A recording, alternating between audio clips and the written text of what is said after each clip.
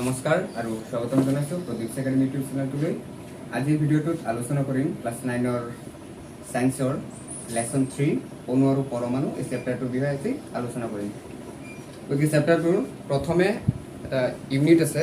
চেপ্টাৰটোৰ প্ৰথমে পাম আমি ভৰৰ নিত্যতা বিধি। প্ৰথমে কি পাম? ক্লাছ 9ৰ বাবে ভৰৰ নিত্যতা বিধি।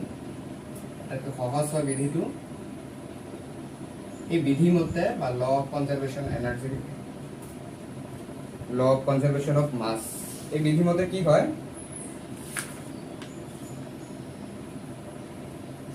এই বিধি মতে রাসায়নিক বিক্রিয়া এটাত ভৰৰ কেতিয়াও এই বিধি মতে ভৰৰ নিত্যতা বিধি মতে ৰাসায়নিক বিক্ৰিয়া এটাত ভৰৰ সৃষ্টি বা বিনাশ হ'ব নোৱাৰে। ই এটা ৰূপৰ পৰা আন এটা ৰূপলৈ ৰূপান্তৰিত হ'ব পাৰে। ৰাসায়নিক বিক্ৰিয়া এটাত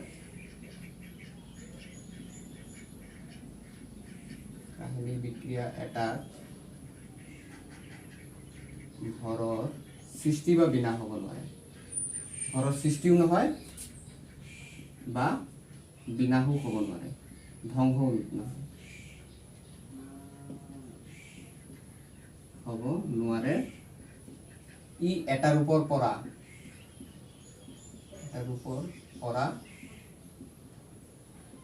আন এটা ৰূপলৈ ৰূপান্তৰিত হ'ব পাৰে।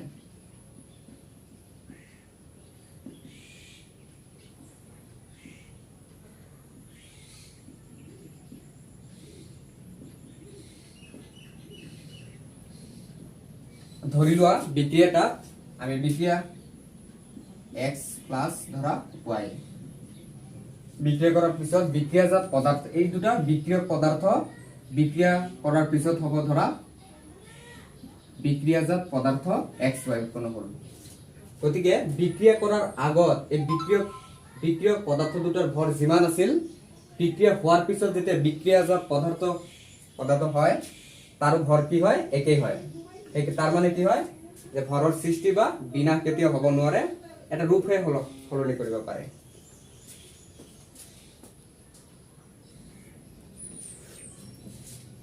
ইয়াৰ পিছত আহে স্থিৰানুপাত বিধি। শৰ্টলি কৈ গৈ আছো। স্থিৰানুপাত বিধি কিতাপত চাবা, ধুনীয়াকে ডেফিনেশ্যনবোৰ দিয়া আছে আৰু ভালকে চালে হৈ যাব।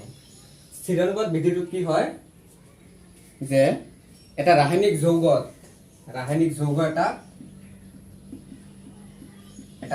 যৌগত মৌলসমূহ সদায় নিৰ্দিষ্ট ভৰৰ অনুপাতত থাকে। যি এটা ৰাসায়নিক যৌগ এটা ধৰা NH3 এমোনিয়া হয়, এমোনিয়া। ইয়াত এই মৌলখিনি, ইয়াত মৌল কেইটা আছে? কি কি আছে? নাইট্ৰজেন আছে আৰু কি আছে? হাইড্ৰোজেন। এইকেইটা এটা নিৰ্দিষ্ট ভৰৰ অনুপাতত থাকে। তাকে কি বুলি কোৱা হয়? স্থিৰানুপাত বিধি। ধৰি লোৱা নাইট্ৰজেনৰ কি হয়? নাইট্ৰজেনৰ ভৰ হয় 14 আৰু হাইড্ৰোজেন 1 হয় 1 × 3 কিমান হ'ব? 3। তাৰ মানে কিমান, কোনটো অনুপাতত থাকে? এমোনিয়া 14:3 অনুপাত। আৰু এটা আমি উদাহৰণ লওঁ, পানীৰ সংকেত কি হয়? H2O। এতিয়া ইয়াত হাইড্ৰোজেন এটা মৌল আছে আৰু কি আছে? দুটা মৌল আছে, হাইড্ৰোজেন আৰু অক্সিজেন। হাইড্ৰোজেনৰ ভৰ কি হয়? 1 হয় 1 × 2, দুটা হাইড্ৰোজেন আছে গতিকে 1 × 2 কিমান হ'ব? 2। আৰু অক্সিজেনৰ কিমান হয়? 16। এতিয়া কটাকটি কৰিলে কি হ'ব? 1 × 1 বা ইয়াত হ'ব 8। তাৰ মানে অনুপাত কি হয়? 1:8। এমোনিয়াৰ ধৰা অনুপাত কিমান দিয়া আছে? 14:3। আৰু পানীৰ ক্ষেত্ৰত কি হয়? 1:8। তাৰ মানে কি হয় যে যৌগ এটা মৌলসমূহ নিৰ্দিষ্ট ভৰৰ অনুপাতত থাকে। ইয়াৰ এটা নিৰ্দিষ্ট ভৰ আছে এমোনিয়াৰ 14:3 অনুপাত। পানীৰ ক্ষেত্ৰত কি হয়? 1:8। তাকে কি বুলি কোৱা হয়? স্থিৰানুপাত বিধি। ইয়াৰ পিছত দিয়া আছে ডেল্টনৰ স্বীকাৰ্য। ডেল্টন আহিল, ডেল্টনৰ স্বীকাৰ্য। ডেল্টনে পৰমাণু সম্পৰ্কে এটা স্বীকাৰ্য দিছিল কিতাপত পেজ নাম্বাৰ 32 আছে চাই লবা তথাপি মই কৈ গৈ আছো অলপ যিখিনি সম্ভৱ 1 নম্বৰটো স্বীকাৰ্য কি কৈছিল যে সকলো পদাৰ্থ পৰমাণু নামৰ অতি ক্ষুদ্ৰ কণাৰে গঠিত পদাৰ্থসমূহ কিহেৰে গঠিত বুলি কোৱা হৈছিল কিছুমান সৰু সৰু পৰমাণু দ্বাৰা পদাৰ্থসমূহ গঠিত হয় পদাৰ্থ গঠিত হয় ক্ষুদ্ৰ ক্ষুদ্ৰ কণাৰ দ্বাৰা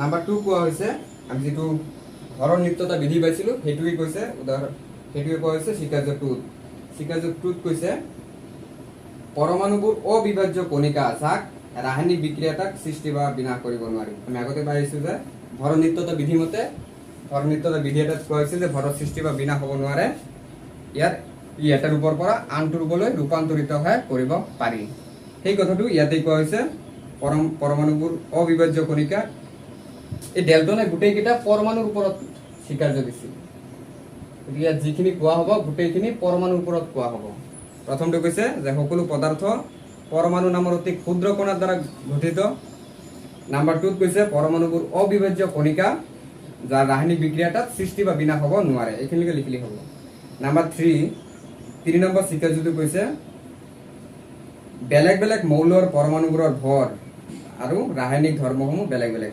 প্ৰত্যেকটো মৌলৰ বেলেগ বেলেগ পৰমাণু ভৰ থাকে আৰু ইয়াৰ ধৰ্ম কি হয় বেলেগ বেলেগ নাম্বাৰ 4 টো কি কৈছে যৌগ গঠনৰ বাবে পৰমাণুবোৰ অখণ্ড সংখ্যাৰ সৰল অনুপাতত জড়িত হয় আমি যৌগ গঠন কৰিবলৈ এই মৌলখিনি নিৰ্দিষ্ট সৰল অনুপাত আমি যেটো চিৰানুপাত বিধি পাইছো এইটোই কৈছে এই নাম্বাৰ 4 ত যৌগ গঠন কৰিবলৈ নিৰ্দিষ্ট সৰল অনুপাতত বিভক্ত হৈ থাকে বুলি কৈছে বা জড়িত হৈ থাকে নাম্বাৰ 5 নম্বৰ কৈছে নিৰ্দিষ্ট যৌগ এটাত পৰমাণুবোৰ আপেক্ষিক সংখ্যা আৰু প্ৰকাৰ কি হয় স্থিৰ থাকে এই টোটাল মুঠ কেইটা আছে 5টা স্বীকাৰ্য ভালকে ধুনীয়াকৈ চাবা লিখিব আহে ইয়াৰ পৰা পেজ নম্বৰ 32 ৰ যিখিনি অনুশীলনী কোৱেশ্চন আছে এইখিনি কৰিব পাৰিবা গতিকে চাও পিছৰ ভিডিঅ'টোত মই কৰিবলৈ যত্ন কৰিম গতিকে ভিডিঅ'টো হেয়ালৈকে চোৱাৰ বাবে ধন্যবাদ থাকিল আৰু ভিডিঅ'টো পাৰিলে শ্বেয়াৰ কৰিবা লাইক কমেন্ট শ্বেয়াৰ যদি থাকে কৰি দিব পাৰা